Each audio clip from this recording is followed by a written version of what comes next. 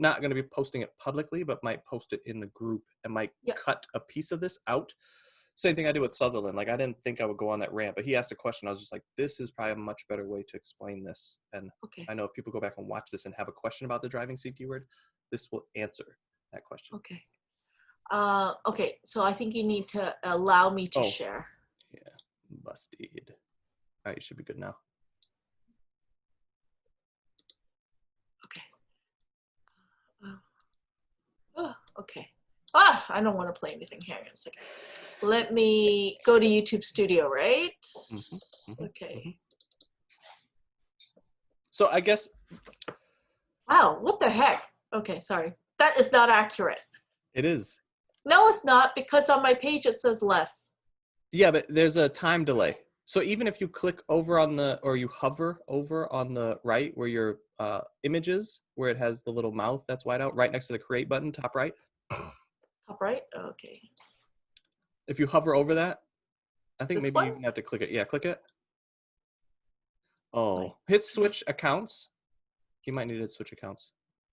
So that technically could be the displayed number, but normally what's in your dashboard is the most updated. So your display number on your actual channel could say 159 or 100, 150. 590? 590. I know. Where I got 100 from. I know. Your actual subscriber, because your dashboard should, in theory, be most updated, is 593. Really? I just go by the lower one. I'd rather just. I don't like counting all the eggs. So that's fine. I'll go for at the end of the day, it doesn't truly matter. I mean, 590 is a lot, so you're moving in the right direction. The last 20 day 253 to me is a more impressive number. Where are you looking? Right under that 593 tells you the amount gained in the last 20 days. Yeah, okay. that is the number that I really look at to see if my channel is growing or dying, as like a quick glance. The overall number to me means really nothing. It's, are you continuously growing and gaining subscribers? If that number is red, then you've done something wrong. If the green, then you've done something right. Okay. But even the last video that you have that has 461 views, like, that is amazing, and that click-through rate is incredible. The view duration should be higher. I don't know how long that video is. It's about like 5 minutes. It's 5 minutes. So yes. So there could be some improvement, but the fact that you're getting that many views, and I don't know. I don't want to be mean, but I'll say it like this. I think you can improve your SEO optimization for your video. I'm sure I can. So if you're getting 460 from doing what you're doing, then I think you can get a lot more by just adding a few additional steps. Okay. And the fact that you're not like researching before you record, you're just recording on the fly off of your idea and putting it together and putting it out there, and it's getting a lot of views. Like, that to me is like way more impressive. Because that seems like maddening. I make my videos are going by whatever you're hungry for. Although a lot of these videos I can't eat, so I make it for family members. Oh, interesting. Because like I can't eat that strawberry shortcake. If I do, I'll be dead. But sometimes I still love making it for the sake of making it. But you can, like, there's certain videos. It's like, if you're like a real artist, and I am definitely not. Oh well, you're an engineer. Yes, I'll take that. I'm not an artist, but I think anytime I see an artist, it's fascinating to me because it's like completely different than how my brain operates. Like, I don't even know how to function like that. It seems so uneasy.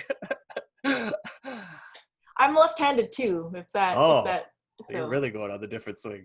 There you go. Okay, so if you go to your analytics on the left-hand side, So I guess what I was going to ask you is, what would be most helpful for you to see? Because you did talk about your thumbnails, and I'll point out some analytics to help you with that.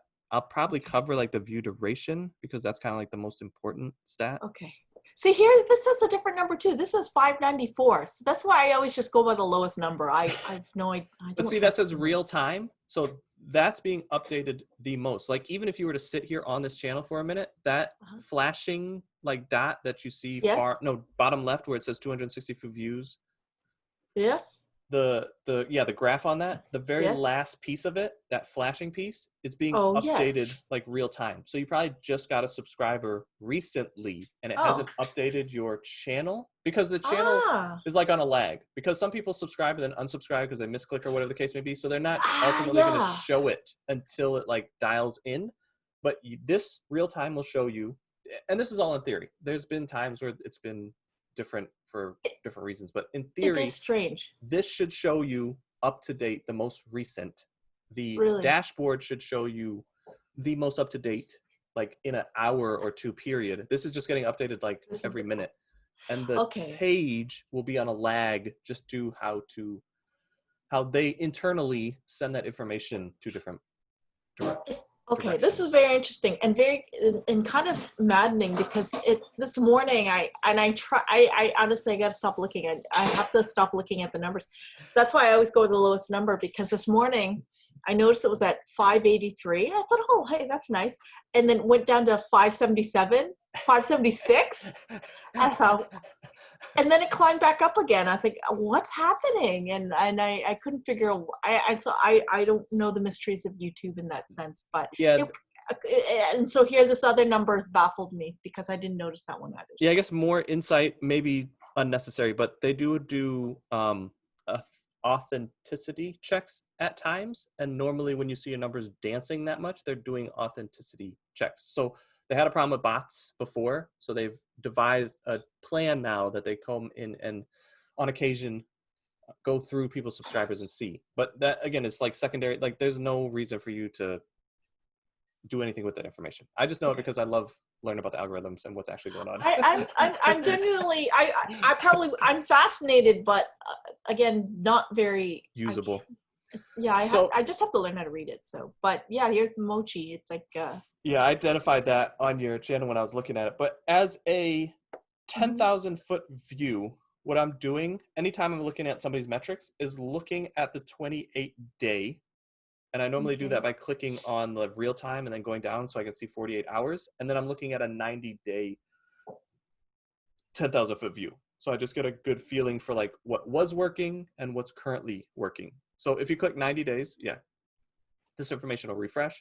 So looking at the graph from April 16th to July 14th, this might get a little too technical, so I apologize, but it's there. Okay. From my understanding and I'm gathering from multiple other channels, YouTube does a 90-day like analysis and then either bumps you up, bumps you down, or keeps you the same. So you can see from April 16th to now, you see how that last video didn't drop you as hard and you're kind of at that same stepped up basis. They're now growing your channel with you. They've identified where your channel should go. They're starting to put your videos out more. You can look deeper into your analytics to see if this is true or not, or if there's another piece at play. But normally what happens, what I've seen, is after 90 days, they kind of reassess and then go, oh, his channel is growing. More people want to see this content. And then they'll increase most of your videos. So you'll see even in your videos where you say like the reach of your video, if you click into an individual video, you'll see a huge bump. And it'll be almost across the board for like all of your videos or all of your most popular videos. Again, a little bit more insight. I'm just trying to see, this is good. Your channel is growing. Obviously the subscriber count is amazing. The watch time hours, your total views is like the least important metric to me because it really doesn't hold much weight. The mochi video that's taken off, this is where I would advise you to double down. Now, if you want to deconstruct that video, I can go with you and deconstruct the video and just try to give you a little bit more insight of what doubling down steps I would take. But that is a huge data point to say, hey, this video has gotten more than double any of my other videos in the last 90 days. Something is happening here. There's either a gap in the market, YouTube has identified me and people like this video and it's getting served up well. It's either being shown to other people and the thumbnail is really good. Something about this is really working. I need to go into these analytics and really break this down and figure out what is working versus my other videos. So we can go there first because I think that's probably more useful information. Okay. The first thing that stands out to me that it's black and white. Like The thumbnail? Yeah, just because I've looked at your channel and that was the one that stood out to me, that the fact that it was black and white. So Okay. Sean talks about this too. You see the blue line, then you see the gray line. This video is outperforming most of your videos, which again, if you're a channel just starting, most of your videos should look like this because you're getting better. Now, Uh-huh. over like a year's time, it'll be easier to identify the breakout videos because that solid line will be increased to what normally is working or your normal success that you have when you release a video. But I guess to slow things down, as I'm looking at this individual video and looking at the analytics, I'm going to try to go through here and like hit each analytic and then attempt to explain what I would do when looking at the analytic. Does that make Okay. sense? So you're in kind of a video specific overview. If you look Mhm. top right, not all the way where your creator is, but where it says advanced mode, don't click on it, but just see where it Okay, says yes. advanced mode. That's when you go more granular into the data. Okay. I don't think it's super necessary right now, but I just want to help you identify like where you're at in the analytics. This is very hyper focused to this video, but it's still a kind of 10,000 foot view on this video. Does that make sense? There are ways No, to but go. okay. Okay. There's ways to go deeper into the information, I guess is what I'm saying. Okay. So overview is what you're on, the tab that you're on. So it says video Yes. analytics in black. Right under that is a tab, and that tab has all of this information under it. The Yeah. views, the watch hours. If you click on watch hours, it'll actually change the graph to let you know, like, it's kind of a weird stat to look at, but Where's watch hours? I see you see where it says overview. overview? Right under that, it Yes. says views. View. Right to the right of that. Nope. That's reach. No. Overview, and then scroll down like an inch. What do you Yeah. mean? See where it says views? You gone too far. Oh yeah, this? Yes. Right Oh, to the yes. right of that is watch time hours. If you Yes? click on that, yeah, it'll Ah. show a different graph. Ah. It's very Okay. similar to your watch views Yes. because it has the Yes. same line, but the actual Yes. data that's on it is different. So you can Okay. see like where it says 2.2, 44, 46, they're just telling you watch time hours. Sometimes, like this information is not extremely helpful because it follows the same track as your views, but sometimes Mhm. like there will be a trend and Mochi will pop off. So you get a ton more longer watch time hours during that trend. It's just good information to know so you can break down the video to know how to double down and create more using whatever worked here. Okay. So next is subscribers. I saw you click on that. You can see the Yes. progression of subscribers. Again, this is not extremely useful data unless there's a breakout video and you had a lot of videos and you understand like the normal subscribers for most of your videos. Mhm. I don't know if seven is common. I don't know if it's uncommon. I don't know if what really, because I haven't looked at your other videos. It's just a data point that you should look at to then try to familiarize yourself so you can identify patterns in this. Mhm.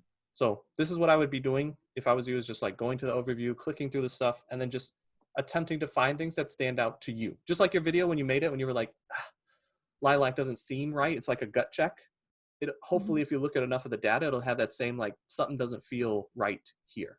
But I know Mhm. now probably it's like all whitewash or white noise at this point where it's just like way too much going on. But if you scroll down, again, audience retention is what Mhm. I would put time into understanding because I believe that's the most usable information and it's one of the highest metrics that YouTube looks at to get your video, give your video a wider reach. The more time on their platform, the better it is for you.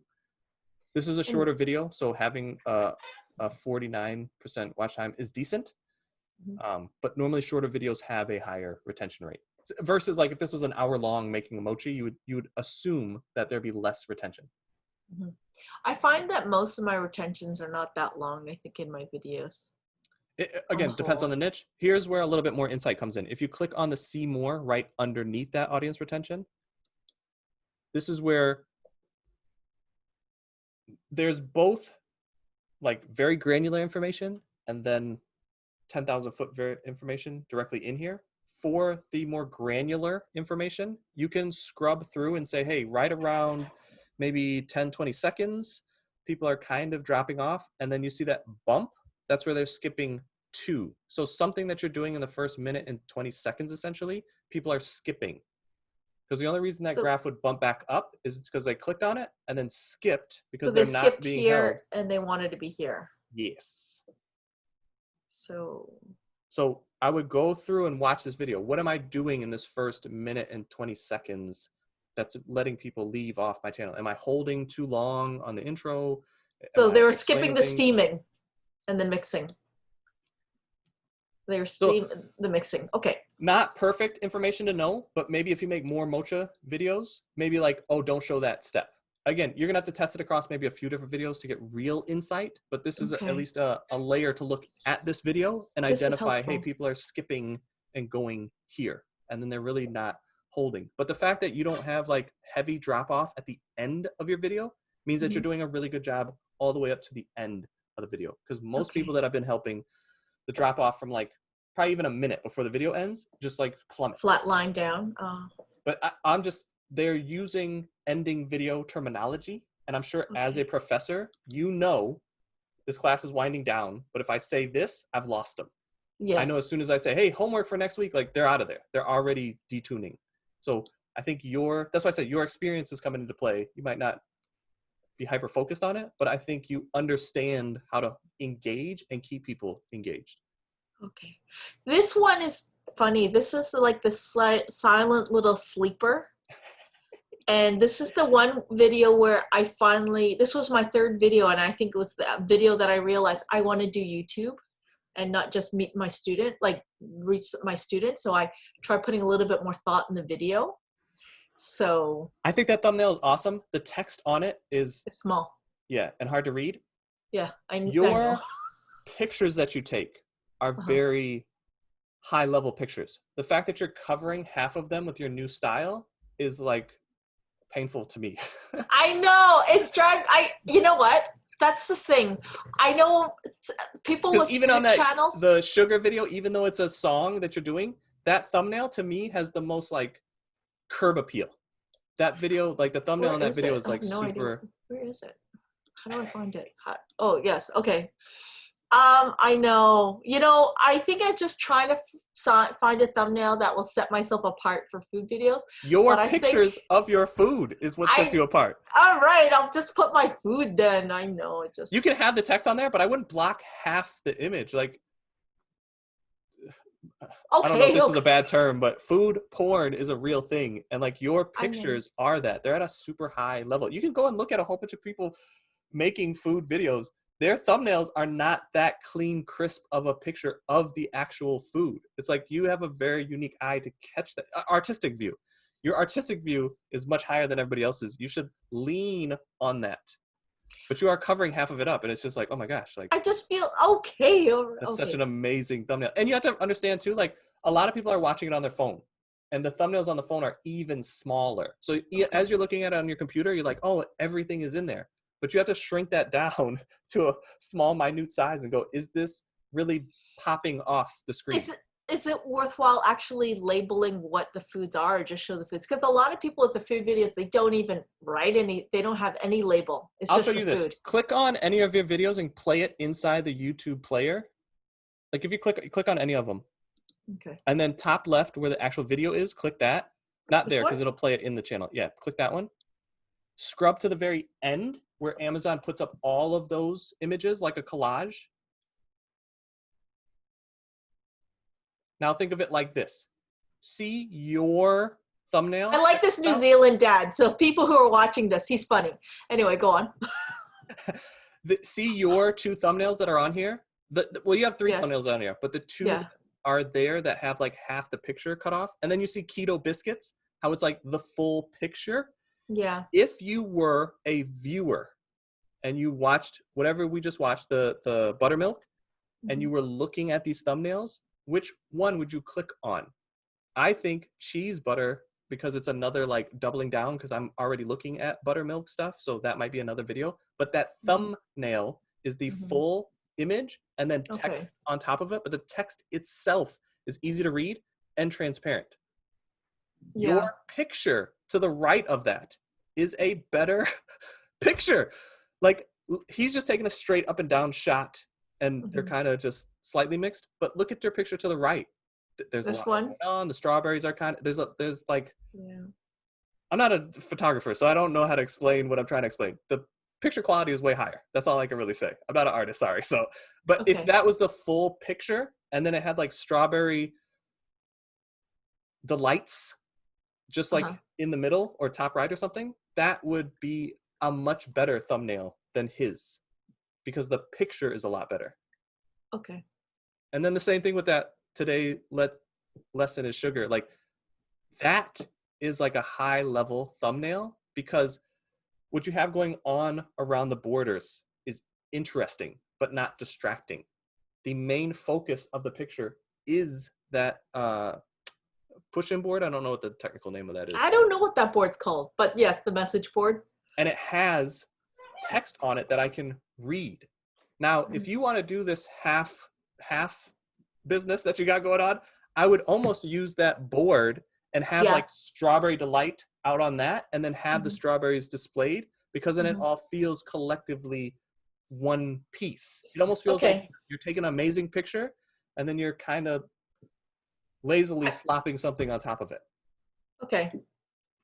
Not to be mean. I guess No, you're not being mean. I that's the one actually I'll say one thing I've been afraid to ask help for because I know my thumbnails, it's just stuck in my head.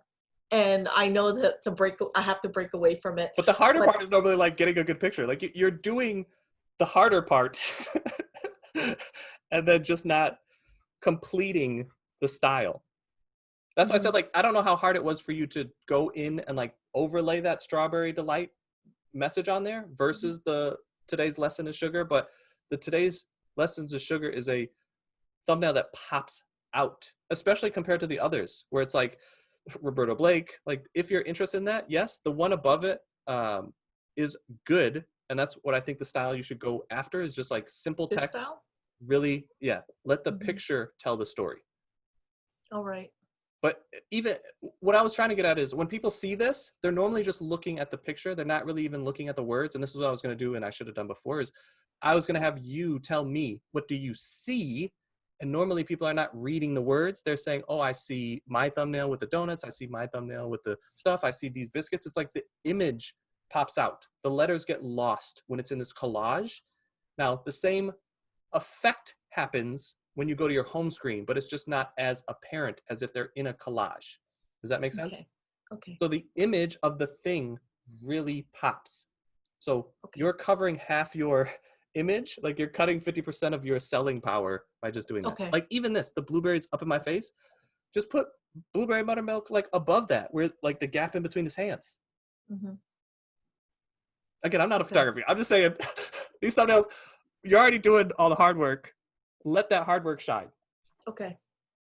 All right, back to that other video so I can go through some of these analytics and hopefully just help you. But even you clicking through the other video and being interested in seeing like, oh, people are jumping off and dropping off. This is what I'm trying to do is just like give you guys usable information that will help drive your future decisions. Knowing your analytics and knowing your business is a must, I think, to have a successful business, because if you can't duplicate your success or attempt to lean on that success, you're really just every time you make a video shooting in the dark. And you're good enough obviously to do that because you have a lot more success. Even in shooting in the dark, you have 481 views for your last one and 302 comments. Like, I just think what I'm going to give you, it will help you, but you're already crushing it. Like, that's what I'm laughing at. It's like, you're already doing this and it can be done slightly better. And I think it will have a bigger impact. But to your analytics again, and then to that top video, which was that mochi video. Mochi one? Yes. Where is it? This one? Yeah. And something that I have started to do and tell my clients to do is if you have a file with all your thumbnails in it, just do that same collage type look. Because you can go into your files, you have a Mac, so I don't know if you can do it, but on a PC, you can go in and change all the images to actual small thumbnails, and then you can look at them and then go, which one of these thumbnails that I made stand out to me? Why is it grabbing my attention? That's another way to go about it. I just think looking at the analytics and the data will really help you. But I'll go to that thumbnail analytic, the click-through rate in a minute after I walk you through the mochi video. Okay. Do you want me to go back to the mochi video? Yes. Okay. Is this helpful? I guess I'll stop there and just say it is. Okay. That part where I see where people drop off, The see more, that was good. Yeah, That so was go good. to your analytics. It's right under details. It's in the red on the left-hand side. Right under Go that. to Yep. analytics. Because Okay. this is where we were at before. We just came there a Yes. different Oh, yes, direction. yes. And So then, the top where it's overview, I'm just trying to slowly go through. The audience retention is like, if you disregard all other metrics, that is the metrics that you should pay the most attention to. That will help you this one. create better, more interactive content. Okay. So this to Okay. me is like the most important metric. So if I walk you through this and you're like, that's way too much, I don't want to pay attention to any of this, pay attention to this analytic. Okay. So go back to the see more, because that was just one side of Yes. the equation. This is Okay. going into like, how could I make this video better? If I'm going to double down and use the same kind of concept, what can I learn from my past video to where people are dropping off, where people wanting to see? This one's pretty straightforward. Like they're skipping that first part and then going to this. Even you like, oh, they're probably skipping the skip theming. If you go farther back from when it like really starts to drop down to the left, a little bit more, a little bit more, a little bit more, a little bit more, right there. Here? Bump to the right where it said like 70, I think. To the right. To the right? Yeah. Okay. One more like hump. Up a little bit. Right there. Okay. Click on that. You might know, because this is your video, like whatever's happening here, this is where you're starting to lose interest. Really, whatever happened like 2 or 3 seconds or 5 seconds before this is where they're starting to get the thought, like, I'm getting bored. Then they don't act on it until they see this. So I would take this where it starts to drop heavy, go back 10 seconds and really just like study that, and then watch it all the way up to the point where it's like has another peak. Then deconstruct that and try to use that for your next video on the same topic, on this mochi. Okay. I'm not saying to do that right this second, but that's what I would be doing to help me better understand. Like, I do want to make other mochi videos. I don't know if you want to or not, but I would suggest making more mochi videos, because that is getting a lot of views and you can gain a lot of influence by making another mochi video. What? There's just so many mochi videos you can do. But I think is it Asian video, or like, is it just? Well, there's more insight. I will give you more insight. This is just one piece of it. One piece of it is crafting a better one. I want to double down. This is a metric that I would look at to know what to do in my next video as far as the video is concerned. Now, like better titles, what the video is about, what are they actually clicking on? That's an analytic that I can show you. The other piece of this analytic, though, is if you click on the type where it says audience retention. Yes. And then it says relevant. Relative. Yeah, relative. This is compared to what YouTube, I was going to say Amazon, what YouTube considers competitors to you, maybe the same length, in the same niche, whatever they're using as that measuring stick, I don't know. But the fact that yours is way higher than average, this is why you're seeing a lot of success on this video. Okay. Your click-through rate, I'm assuming, is high. We haven't looked at it yet, but we can in a second. But the retention on the video. So even if this retention was at 20 and you go, oh, that's low. For this niche, 20 would have been high. Now it's 40, so don't get confused on this. I'm just trying to say, like, if you see something that looks low to you, it might not necessarily be how YouTube is looking at it. Okay. So most people say a 50% retention is good, but that's like a broad brush statement, because some niches, they just don't stay on long videos. They just, like, a lot of people are watching, but they don't watch all the time, or they skip to certain points. The retention could be low in that niche. But for this, I would say you crushed it, because you were able to hold people's attention better than anybody else doing this. Okay. So this is really good. Even though it says 2.7 and it's 49%, like, this is an extremely good video, and it's showing in the performance of the video. This is interesting. Okay. And not every, I don't know if you were on that call with me and Max. Something that we were doing was testing like different lengths, if it gave us different like suggestions. I don't know. I truly don't know what they're pulling from to say that that's relevant. I have no idea, but I just knew that like the length of the video is something that they're looking for, and the niche that you're going after, the keywords, the tags, and the titles, what you use is a possible measuring stick. So knowing that that's my competition theoretically, and I'm out competing him, that's what I want to know.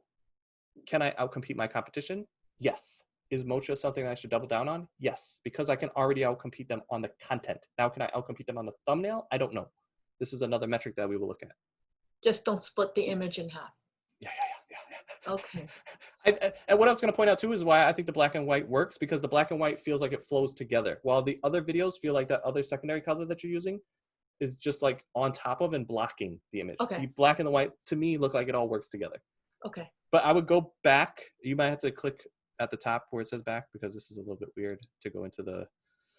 So from here, just scrolling down a little bit more, the likes and the dislikes, not that useful, decent information. Again, if it's something that's like stands out, that's like 50%, then it's a metrics worth looking at. If not, and it seems like par for the course, I disregard it. Like, no new information is not useful information to me. Okay. The fact that you're getting 99% positive is good. The fact that it's 100, even at 80, it's still good. Unless a video comes out where it's like 40.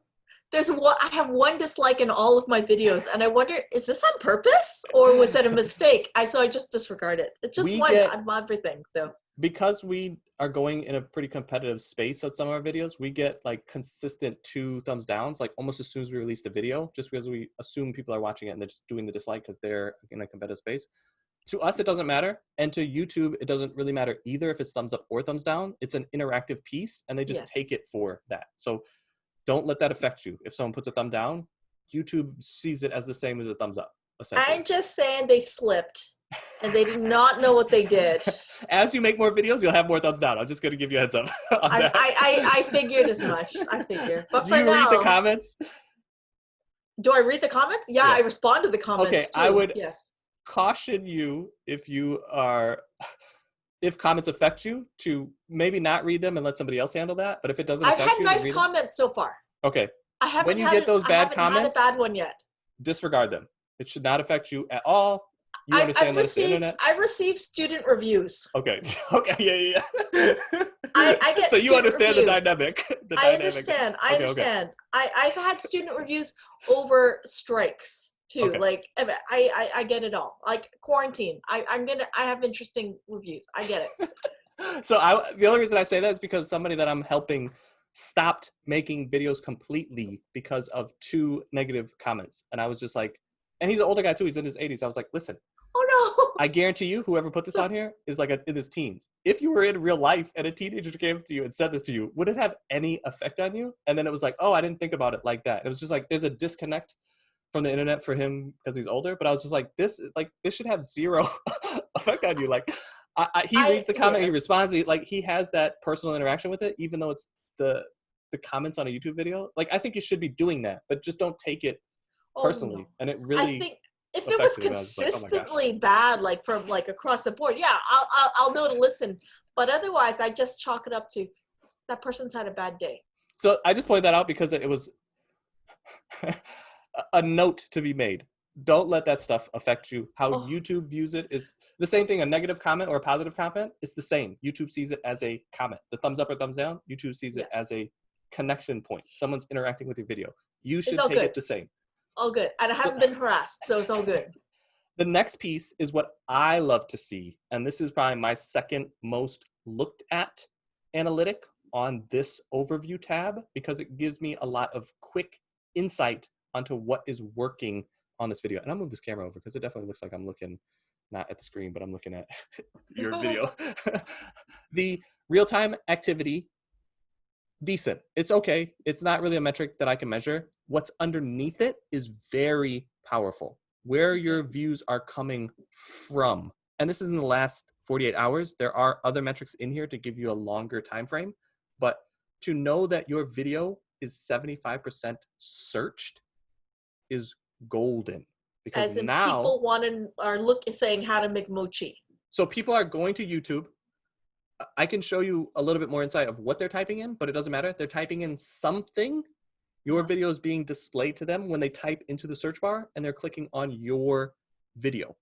That information to me is gold, because that lets me know, again, looking at the audience retention, I'm out competing my competitors in this space. Now, how to properly identify that space will come as we look through the analytics, but those are like light bulbs that are going off. Not only am I out competing, but I'm also getting a lot of views from search. These are 2 like, do this again. whatever you did here, do this again. Now look at more analytics to craft it a little bit better, but this idea, whatever you did here, do this again. YouTube wants you to do this again.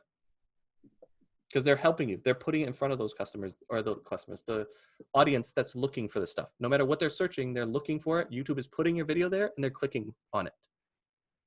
Okay. Channel page is good because that lets me know someone came to your channel, looked through your videos. This one stood out to them. This is more, a little bit more of the insight of like the thumbnail.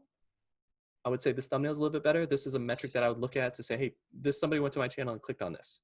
The browse feature, that's a little bit harder to explain. It is good information. The suggested videos is good information. If your suggested videos or your browse videos is over your YouTube search, then I would advise different advice. But it's because that is in the algorithm, and instead My dog is having a nightmare, if you can hear that. Yeah. This lets me know that you titled the video well. You personally placed it well. If the browse feature and everything else was, I would say, hey, you didn't do a good job with your research, with your tags, with your title. That's what the browse feature being over the YouTube search would tell me, or at least give me a clear indication. Okay. Cooper, wake up. He won't wake up. Does he run? There. Does he run in his sleep? Yeah. He stopped again. He's still asleep. He hasn't woken up. All right. Okay. All right. If you scroll back up to reach, this is a great, for me, tab, because this lets me know as a researcher a lot more insight into what's happening and allows me to double down better. So I can see already that the impressions are not as high as I thought they were, but they're still decent. The impressions themselves is super high. Like that is a lot of reach that you're getting, especially in the last 90 days. This is not as impressive, but this is impressive. Super impressive, the 22,000 views that this video got in front of. Okay. Not impressive, or what I was expecting to be higher was the actual click-through rate. Okay, click-through rate, okay. This tells me the thumbnail needs to be improved. Okay. But the fact that YouTube is promoting your video that much is another like flashing light to do this again. Take information from this and do it again. Now, as we scroll down this page, it's a little bit more clarity of what you should be doing again. But scroll back up just for a second, just so I can go through all of these metrics so I can hit them. Okay. The impressions, good. That's going to follow the graph of your views, because really you can't get a view unless you're getting an impression. So those two are like identical. It's kind of nonsensical that they have both of them, but the line itself will be the same. The numbers on the side will be different, but they'll track each other. The impression click-through rate, this is where it jumps up and down a lot. That's insightful to somebody like me. I don't know how insightful it might be for somebody like you, but if you click on it, it just might help you be another, like, this is a pattern that I should look for. You see that it was super high when you first released the video. It kind of went all over the place and kind of has a steadier path now, and it's in between. What's happening is YouTube is serving it to different audiences. So if you see this retention really drop off for like 3 or 4 days, YouTube is promoting that video in more new places, and it's just the wrong place. They made a shot, it missed. They identify that and go, okay, this normally retention is, or the normal click-through is 6.4. We tested in this new place and it's 0 or much lower. We need to put this video somewhere else. So YouTube behind the scenes is testing your video in a lot of different places. That's why it goes up and down so much. But this is a normal graph. Sometimes you'll see it like steady at 6.4 and then just like completely tank or completely spike, like how it spiked in the beginning. Because the original offering was to your audience, to people that already know, like, and trust you. It's sometimes going to be higher because you're in line with what they expect. You made these other recipe videos. This is the same kind of recipe video. I like Sally. I'm going to watch this recipe video. Your click-through rate is much higher. As it goes longer on and it goes into search where people don't know, like is maybe a little harsh. They don't know you, so there's not a possibility for them to like you. They are not probably going to click on the video unless the thumbnail or the title draws them in. Okay. So what exactly does impressions mean then? Obviously, so that many people watched it, that many people clicked through it. That many people viewed it. That's not even technically a watch. That's just many people clicked on the video and looked at it for a second. And it could be This is looking at it for a second, or this No. is like, The views. You hovered over the views. yes. The views is clicked on it for a second. So somebody like me that went and watched the video and then 2 months later I go back and look at the video again, it's counting that as a view. But see where it Okay. says unique views? Yes. That's how many like individual people clicked on it. Okay. That many individual people saw it. Yeah. Okay. So some people are going back and re-watching this video. So maybe the people making the recipe are like, oh, I watched it, Yes. but I need to rewatch it. This Yes. is total views of everybody that's Okay. watched it. Unique views is like individual people. Okay. Okay. 1,300 individual people watched Have this watched it. video. Almost 2,000 people watched the video, but some of them were repeat offenders. They have to came back. repeat it to Yeah. see. Okay. The Okay. click-through rate is how many people saw the thumbnail and clicked And on the clicked through. thumbnail. The number to the left is how many people saw the thumbnail. But they didn't click. They didn't click, But that just shows that YouTube is promoting it, which is good. which is Okay. excellent. Okay. Okay. That That's many good. people that Okay. were possibly even viewing it is, just think of it like this. It's a math equation. If 20,000 people saw it and only 6% clicked on it, the views are about 2,000. But if you were able to increase that click-through rate to like 10, then you'd have almost twice as much views. Does that make sense? Yes. That's why you want to increase your click-through rate, because it, Okay. as the total view people that see it, they're going to click through it. Now, 10 is Okay. like super high. Is this too much math No, and numbers? no, it's good. It's good. No, it's good. It's Too good. much engineering talk? No, no, it's good. It's good.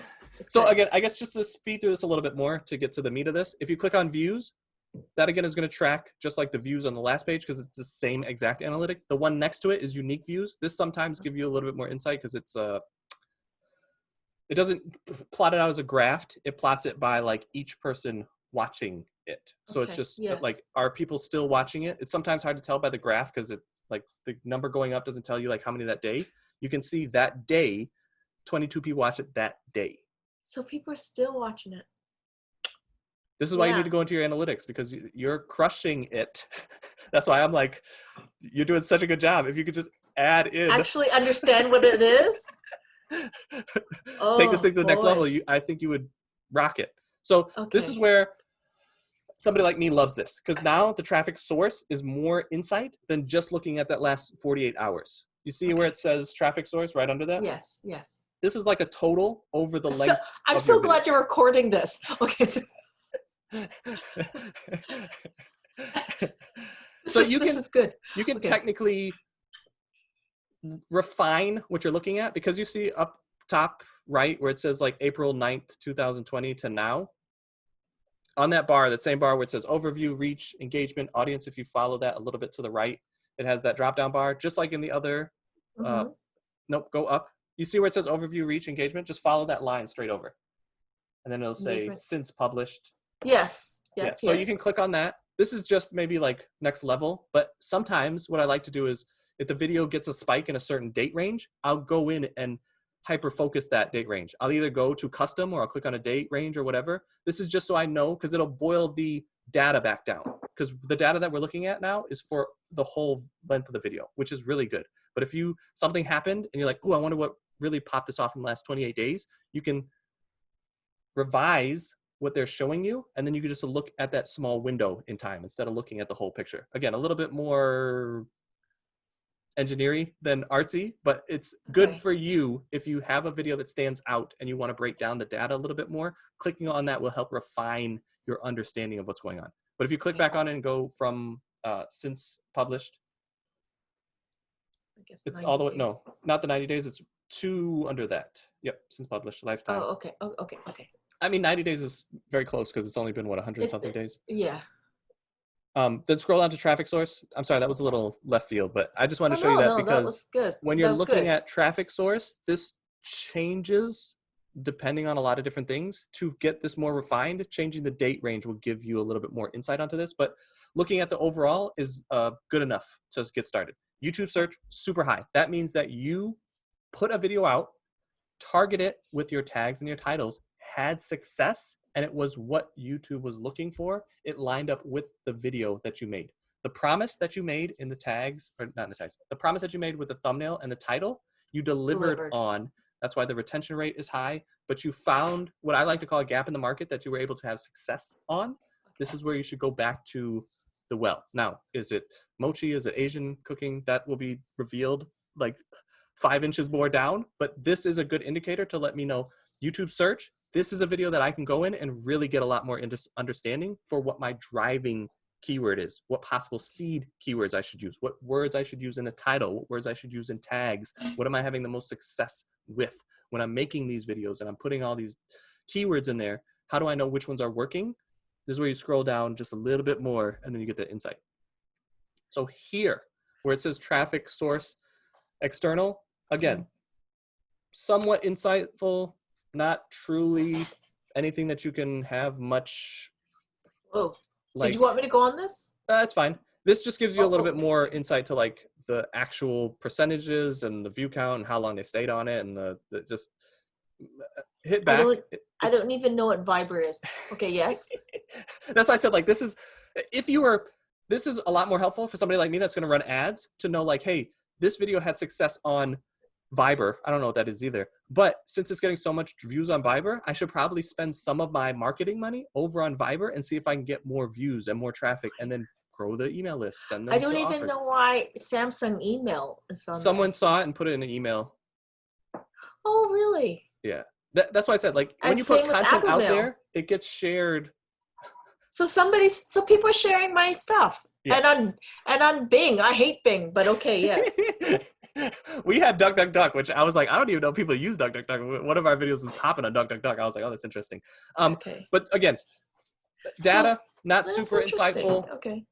for you to look at to go, oh, people are sharing this in the email. So like it's information for me to go, I'm gonna craft my video. So I go, hey, if you're gonna share this in your email, make sure you, because I know people are doing that. You see what I'm saying? Uh-huh. So it's another maybe marketing strategy, not super necessary, but just for me, that's why I said this is like super powerful for me, this tab, because there's a lot of ideas and information here for me to use. But scrolling down a little bit more to just the traffic suggested videos, this is great information because these are possible other videos for you to make and know where your traffic's coming from YouTube. So at the end of videos, like the little collage that I showed you, that's where this shows up. So your video shows up there. Somebody clicks on it. They're telling you where those videos came from. So how to make black sesame seeds mochi. Someone watched that video. I'm assuming that's not yours because I think you only made one mochi video. I only made one, but this one down here is mine. So somebody watched that video, just like at the end of the collage, they clicked on another one of your videos. So 4% of this is slightly confusing because it's really only a very small, minute amount of traffic. It's 3.8% of the total. And breaking up that 3.8%, then they do it at another 100. So it looks like you're getting a ton of traffic, even though it could have been one person. That's why you click on this, because it'll tell you a lot more like how many impressions you got, the click-through rates. So that like I made Korean spicy caramel popcorn. This is me. Oh, it is not me. And yeah, this is me though. Anyway, okay, sorry, go on. But yes, this is me too. Yeah, so the people that watch that video really like this video because a high percentage of them clicked through. It wasn't shown to them very often, but this is where you start making that connection. Like, I don't know where mochi came from. I know it's Asian, but I also know Korean is Asian. There's probably an Asian theme going on. I know. There's I just didn't want to be the Asian chef. You did it to yourself. You made 2 Asian videos. Well, not really. It's caramel corn. It says Korean right in the title. No, but because I thought that's the trendiest thing you're ever gonna get from me is the spicy popcorn. I thought, well, let me just. I don't see how to make an American burger. I don't see how to make like. Everything else is French or Italian based. So this is just insightful to know people are watching other videos and clicking on your video at the end. Yeah, they're liking your video. The fact that they're watching a video and liking another video from you, that's amazing. And the fact that you don't have a call to action to point them to that another video means that they want to hear from you. You should be directing them near the end of your video of where to go next. And from this insight, you can say, hey, I'm going to make another Asian thing. Now that I have this Korean video and it's doing really good, why don't I take mochi or whatever another Asian dish is and go, if you like this video, check out this, and then tell them the video to watch. Korean. All right, go back Something. because we're getting really, really deep. And this is Okay. great information, but not super Not useful okay. in Not doubling okay. down, and that's what I'm trying to focus in on. Okay. So go Okay. scroll back up a little bit because now we're going on to the right-hand side. So this funnel that you're going to see Yes. is a great just indicator of what is working for you. So Okay. YouTube recommends your content only 5.7%. This is like on home screens. And anytime that you want more information on this, you can like hover over that little I button. It'll explain this a little bit more or in Where's depth. the I button? The right Oh, the under that. I. Sorry, Yeah. the I. Okay. And you yes. can have where it says impressions and how they link. If you hover over that too, it has more information. So if you go, oh, I don't remember what this is, just hover over that. You don't have to go back and watch this whole video. It'll tell you the funnel displays, the thumb. So Okay. this tells me that YouTube is not really serving this video out to subscribers on their homepage. It's really search is what's driving this video. I mean, it's blatantly obvious to the left because it's telling you that in that little circle. But Yes. if this was different and you were getting a lot of views from browse feature or from channel pages, this funnel would then be more useful because then you can say, oh, this is a larger percent. Now, what's the click-through when or YouTube is showing it to everybody?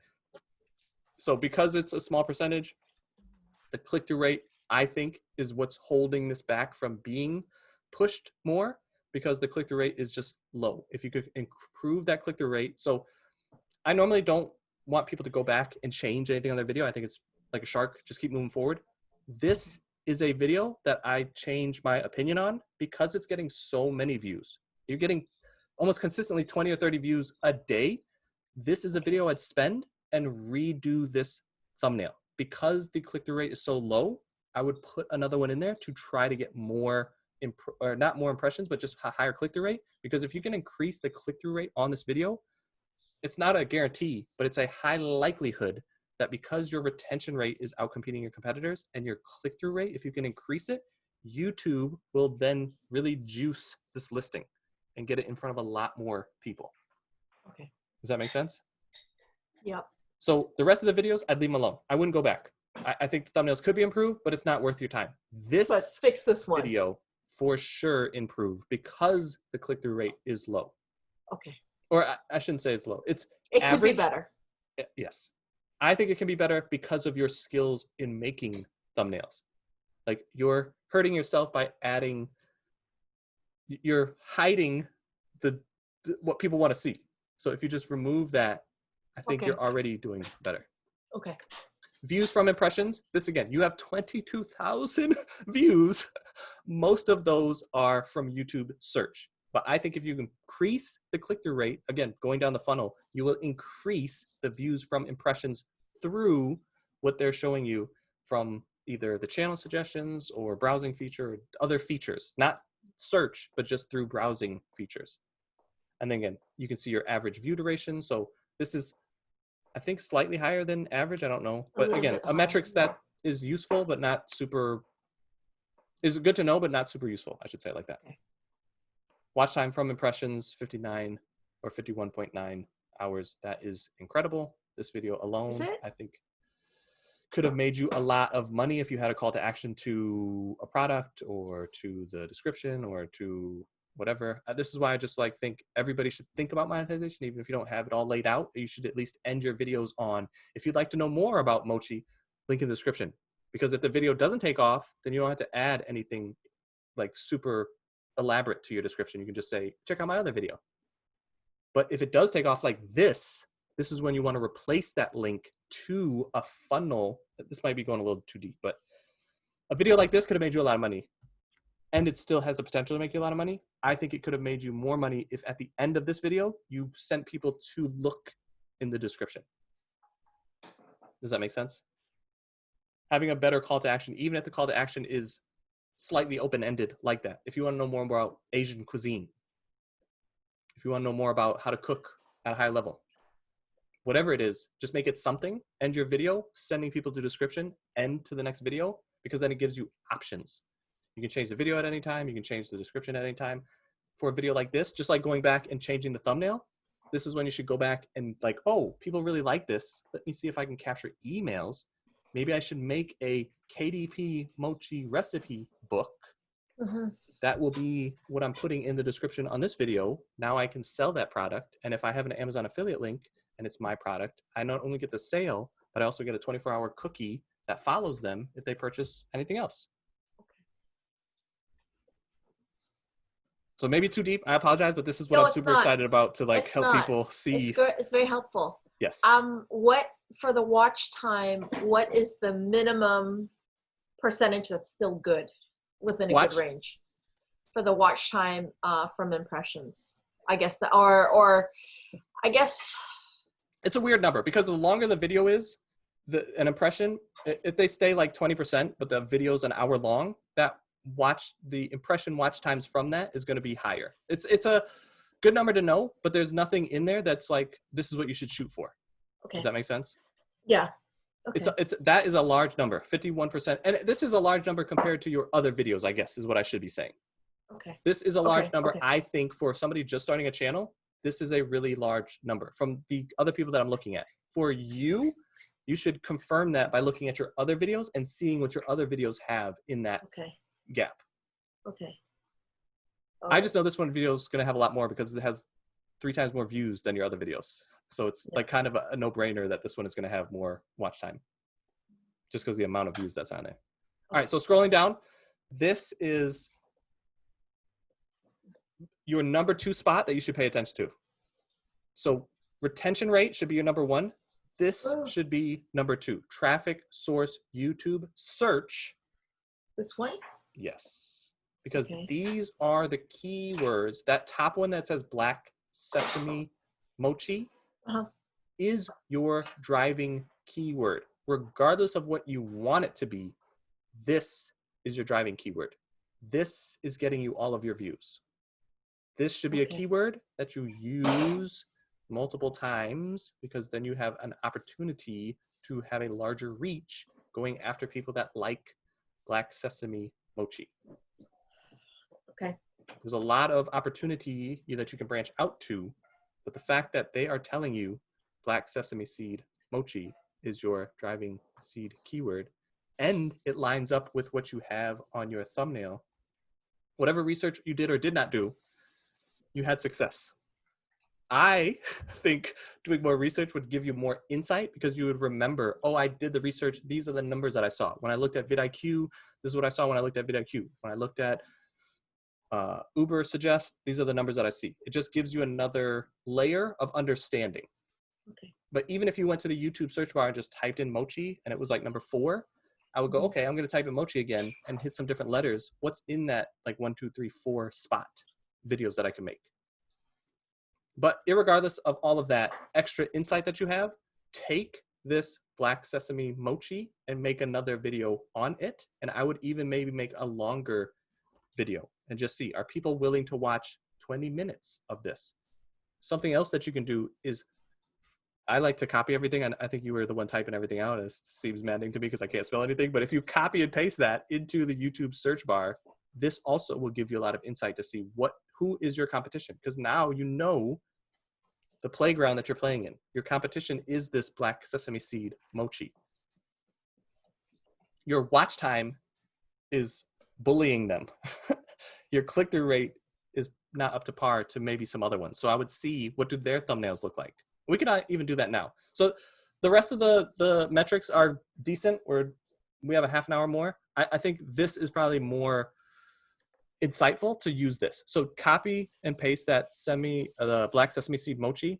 And you can even see sesame seed mochi, black sesame paste, which is probably not what the video is about, but people are clicking on that, seeing your thumbnail and clicking on it. That would be another total different video that I would definitely make because you're getting a good amount of views through that. How to make mochi, that could be a series on itself because I don't know a lot of different mochi, but I do know that there's ice cream mochi. There's at least a handful that I know. You probably can ramble off a whole bunch. How to make mochi is a really good title. You can take that and branch it out like crazy. The fact that you're having success on it right now, I don't even know if that was a title that you used or a tag that you used. I can't even remember. You go to detail, yeah. I said how to make black sesame mochi. Yeah. But go to your details and go down to your tags. Details right under analytics off to the left. That's the top. Oh, they're details. up there. Sorry, Yeah. above. Okay.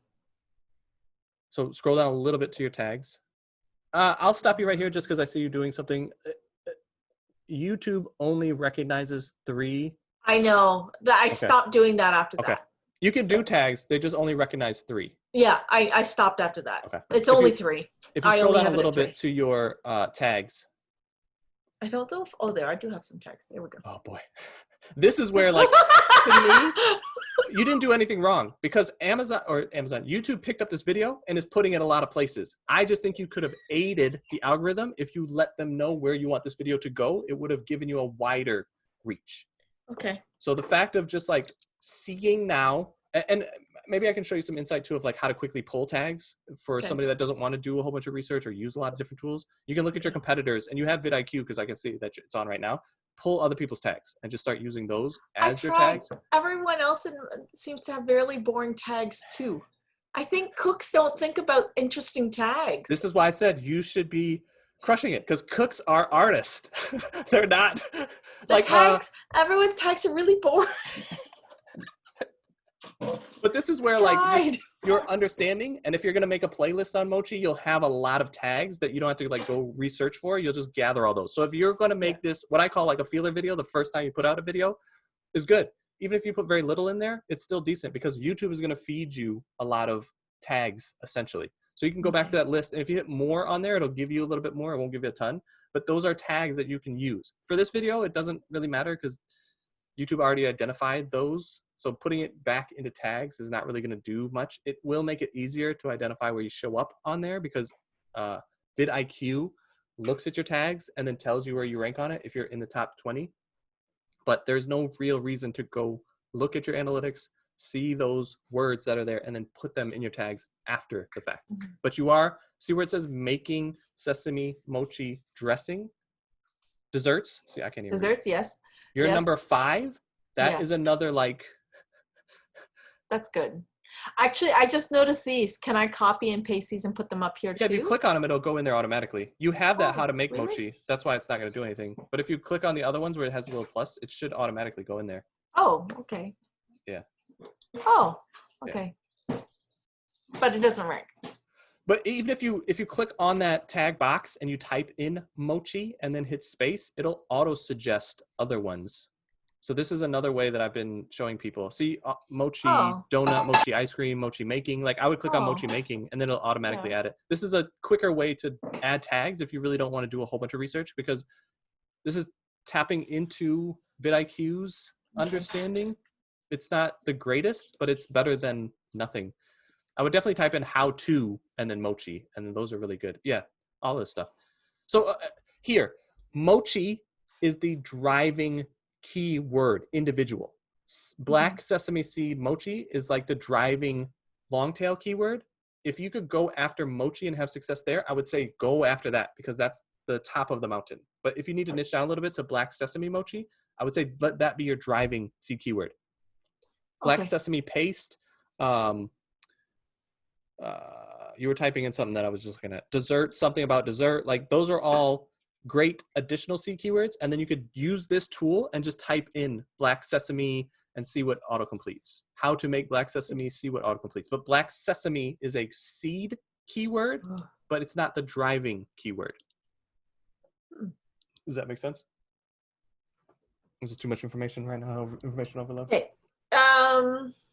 See that you're already on black sesame seed paste, number 8. Again, this is a good indicator to let me know, hey, there's a lot of gaps in here that I could really hyper focus on and go after and have a lot of success in this space. Now, do I want to make a mochi only channel? No, but can I make a playlist around this and then build a product line around this and then make a lot of money from this idea?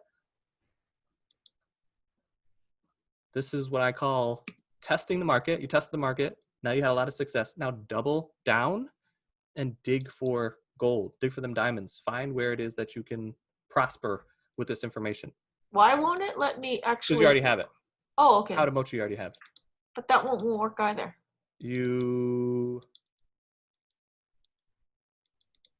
Oh, something. No, nothing. I don't know what's happening. You broke it now. Broke it. Just go. Okay. All right, so go, okay, that's go never sorry, go mind. back to analytics. This is what I would do as an additional step to start doubling down now. Oh, So now hang on a second. I gotta hope save that this. I've Okay, yes. I hope I've It, given you enough to want to do this again. I know that you might not want to make a whole bunch of mochi videos, but I implore you to make another one, even if it's just for the I know. exercise of doing it. Scroll, go back to Reach, scroll back down to the YouTube search suggestions. No, over in Reach, in the tab, Reach. Here? Scroll down. On the right-hand side where it says Black Sesame Mochi, I would copy that and then open up a whole new YouTube page. Okay. Incognito, or does it matter? Ultimately, it will matter, but not for this exercise. So, My face. great shot. I know. It's like, I just got to stop right there. Okay, there. Here is where, like, you struck gold right here. Okay. Now, how many people are actually typing this in, I'm not sure. But the fact that you have 22,000 impressions, it lets me know that there's probably a good amount, because that's where you're getting most of your Where are views. you seeing 22,000 In your impressions. Oh, from before. Yes. From your Okay. analytics. Yes. I'm an engineer, baby. Them numbers stay. There you go. Okay. If you have a recipe, the words of whatever I need to put in, I don't remember. But the amount, I'll remember that forever. Okay. My grandma made us this banana bread recipe. I never remember how much banana or whatever is on the left, but I remember like how many quantities. cups. Yeah, so it's like I can't hold the numbers. I can't hold the letters in my head, but the numbers, I got that on lock forever. So I remember your impression rate was 6 point something, 6 point mid, or something. Yeah. but Okay. just the way that my brain functions. So here, I'd be looking at the other competitors, because this is where you're showing up, and seeing that you're outranking them. This is a big, like, flashing moment. And then looking at their videos. See how this one was a year ago and it has 25,000 views? Yes. This is Black Sesame Paste. Yeah. This is like a ding, ding, ding, ding, ding. Make that video. Okay. So it might not be mochi. It might just be Black Sesame that people really want. But I don't know. But it's a good way to test. Could you make a 5-minute video on black mochi or on Black Sesame Paste? No, I'd be lucky if I did 2 minutes, just like this one. But yes. But okay, it doesn't matter. A short video on this. You can make a short video on this. I would implore you to not just do a video on this, but to elevate your YouTube game and focus in on the call to action for the next video. Oh, okay. Because your thumbnails, I think, is an easy leveling up for you. The titles, you're already doing a decent job. The tags, whatever process that you have, continue doing it. It's working for you. You can level it up just by doing that.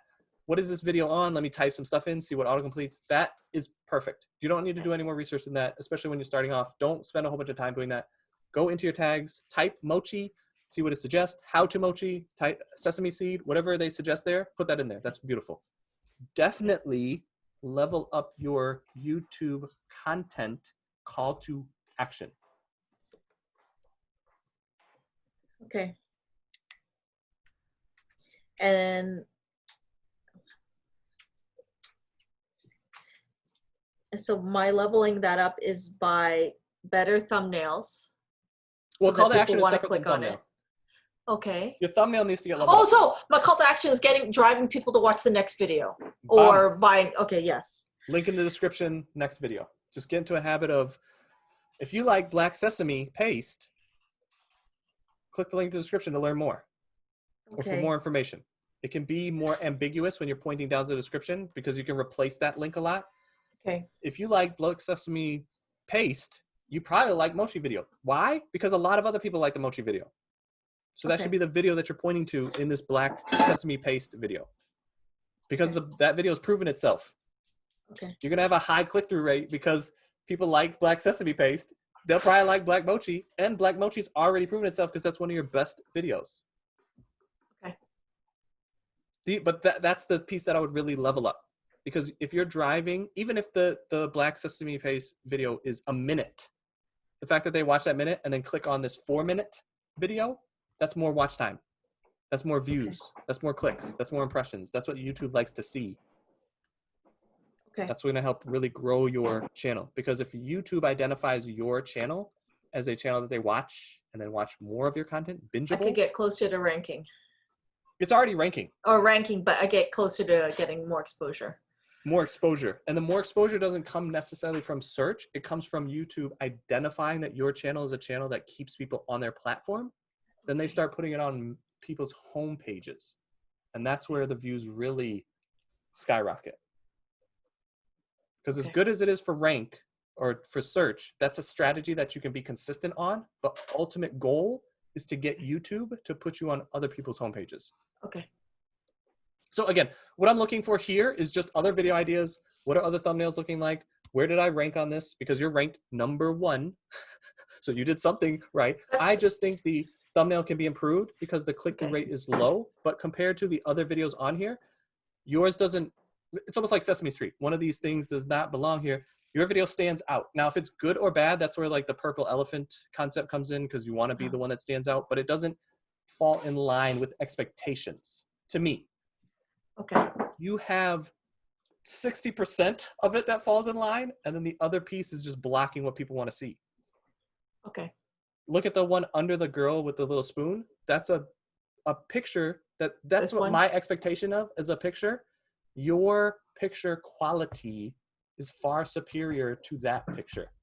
Okay. If I'm somebody that's looking for Black Sesame Mochi anything, the picture that you have is going to draw me in more.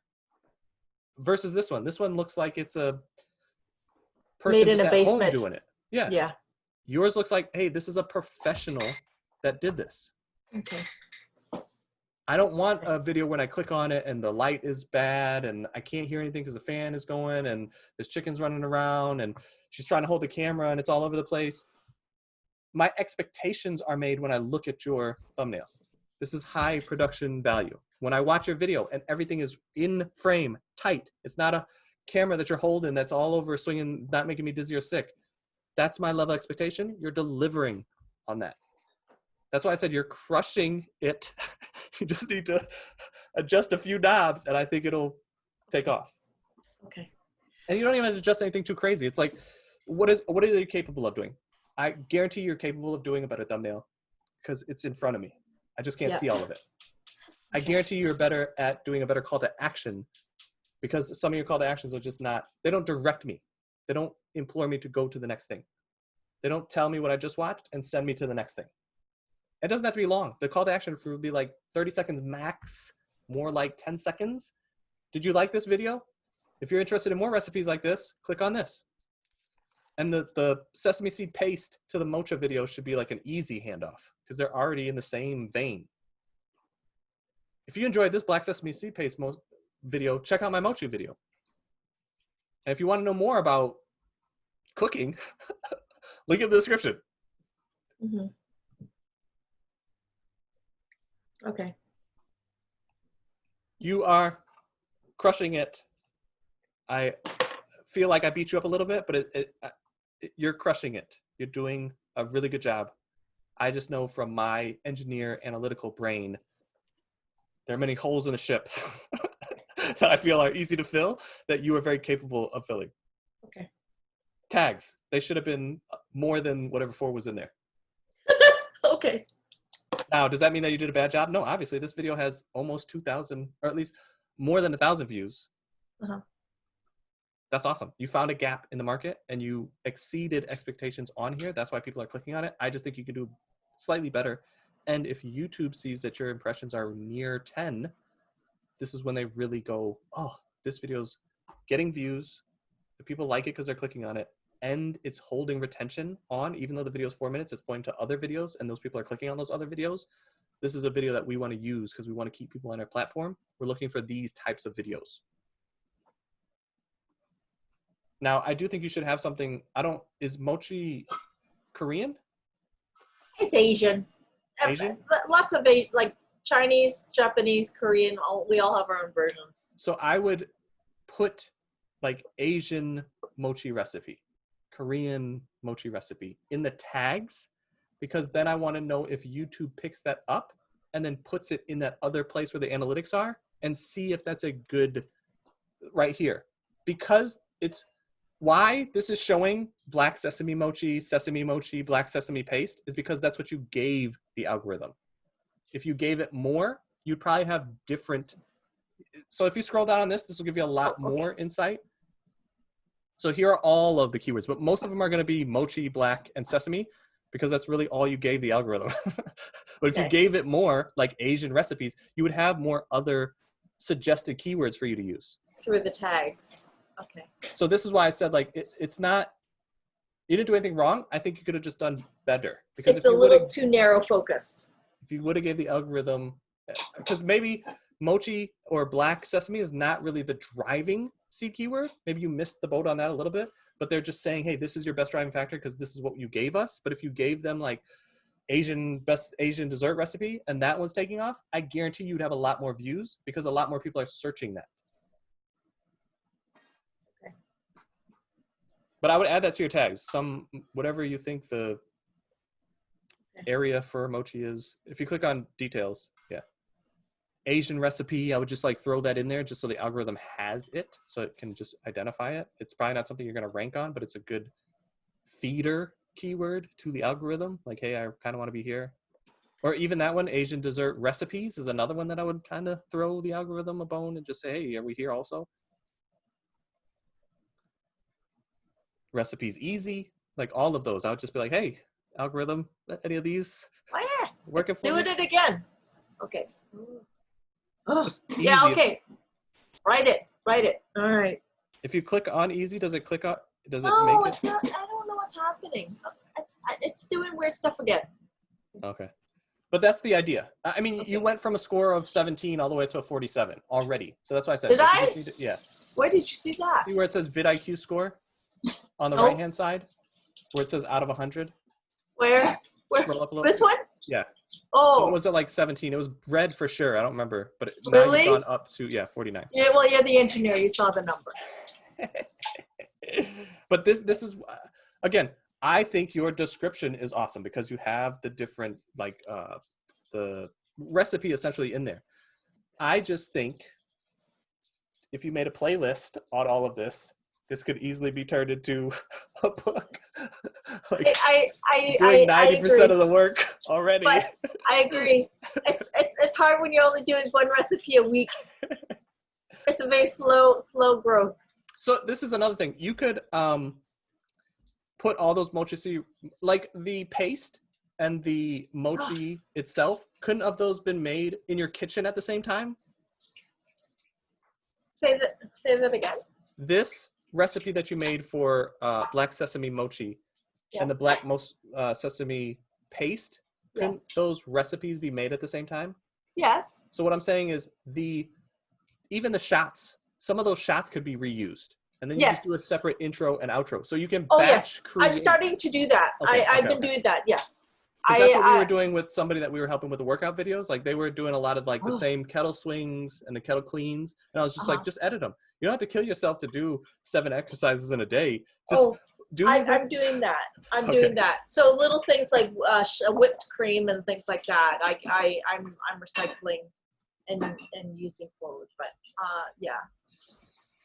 So you're extremely close. I'm very excited for you. I think as you grow your channel, as you grow your influence, the income possibilities are ginormous. Quite tangible. Okay. Because you are cooking at a higher, it's like a average YouTube cooker versus a Gordon Ramsay. Like Gordon Ramsay is going to trump all those guys just because of the knowledge that he has. Not necessarily like he can make a better video, just his knowledge and the production value and everything he's doing is at a high level. You might not have a production crew. That video that you sent me of you like walking around the kitchen, that is a high level video. It's entertaining. There was a crew. There was a crew there. There was a person who did my makeup. You could have all that stuff, but not come off on camera. Because I've been in commercial shoots where it's like, we did all this stuff, all right, action, and that person is horrific. And then I have to stand in and be the one on kind of camera, and I'm no actor. And I was like, this is definitely not what I want to do. But I'm in a lot of commercials for that because I was just like, this guy sucks. Steven calling, I'm the light guy at some things. It was just helping a friend, and he was just like, no, we got to replace this guy. He sucks. Like, go in there and say this line. Then I just say it. It was just because I understood. Like, you can't like freeze up or like act robotic, like stare at the camera. It's like, just be normal, guys. Say the line. Like, it's not that difficult. I can't even read. I can say the line. Like, they only feed it to you. But that's the idea. You have a personality. That production that you had, let that personality shine. Your videos are letting that personality shine. If you want all top-down stuff and you don't want your face on there, I don't think you have to do your face on there if you don't want it. The videos by themselves stand out because it's the top-down. It's high-level production. The information in there is good. It's fed to you in a very concise way. You're not like running off on a tangent and going off of something else. If I want to make a recipe, like I said, I watched that mochi video and I was like, I can go do this in the kitchen. Like, there was no like parts where I was like, I got to skip over this where her child comes in and now she's doing something. It's like, I just want the information. I want it done that way. That responds to me. Now, other people might like that. Like, you're really going after the personality more than the ingredients or how to put it together. The personality is what's driving it. Maybe a David Ramsey has both. He has the personality and the insight into it. But I think you have a high level that can outcompete a lot of people. And that mochi video is a clear indicator that you're doing that. That thumbnail that you had, I think, was on par with all those other ones. I just think you have the ability to do better. The information in there, I feel, is better just from the thumbnail. Delivers, I think, better than the other ones. I didn't watch the other ones, so I could be wrong, but it just felt like as soon as you went there and scrolled down, this would be the one that I would choose. I was thinking there would be some other better ones, so I could say, hey, this is why this person is outranking you because of, but you outranked them. Like this close. Like I said, if you can keep increasing your conversion rate, which I think is just playing around with your thumbnails, your retention rate will stay high, especially if you're watching the videos and saying, oh, I'm doing this, I shouldn't do this. These are different things. Those two metrics are your biggest impact on YouTube, and you're already doing an amazing job on that. Okay. Okay. Thank you. All right, I'm gonna end this video. I'll send you this recording. It's probably gonna be a while because I gotta jump on the other call and set that one up and record that one too. But And are we meeting again in like 5 minutes? Oh my God. Okay. Go grab yourself a snack. I'll grab some water. Thank you so much for your time. You are really welcome. I'm it. very excited for you, like in 6 months, because I think you'll start getting the video stuff down, and then that's when I really can help you. Like, here's your analytics. This is what you should be doing. Let's make this playlist. Then here's how to monetize. Let's lead this to a funnel. Let's capture the email. Let's grow your email list. And then that's what I'm very excited about. And I feel like you have everything you need to be successful. You're just missing slight analytic stuff, but that comes in time. But the fact that you have videos that are starting to take off is very impressive. And it's not like I have to level up and go, okay, you need a whole bunch of camera work. And you need, it's like, that's all stuff that I can't help with. But you have the ability to create courses. I think you'll crush it when you can just go, this is my audience. I made this I'm targeting on this for the next 3 months. Then we're going to build a book. We're going to do this, whatever, and grow. Use the influence to grow your income. All right. See you in a minute. See you later. Thank you.